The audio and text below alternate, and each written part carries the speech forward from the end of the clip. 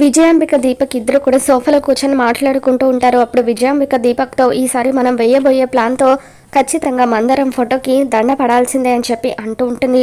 అప్పుడే విజయాంబిక భర్త ఇంట్లోకి వస్తూ ఉంటాడు. హరహర మహాదేవ శంభో శంకర అంటూ ఆయన ఇంట్లో అడుగు పెట్టిన తర్వాత మందరం ఎక్కడమ్మా అని చెప్పి రూపని అడుగుతూ ఉంటారు.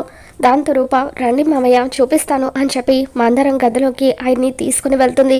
ఆ తర్వాత ఆయన మందరాన్ని చూసి మందరం ఈ పరిస్థితికి రావడానికి కారణం ఎవరో ఖచ్చితంగా మీరు తెలుసుకొని వాళ్ళకి శిక్ష పడేలాగా చేయాలి. మందారాన్ని మామూలు మనిషిని నేను చేస్తాను అని చెప్పి విజయాంబిక భర్త అంటూ ఉంటే విజయాంబిక దీపక్ ఇద్దరు కూడా టెన్షన్ పడుతూ ఉంటారు.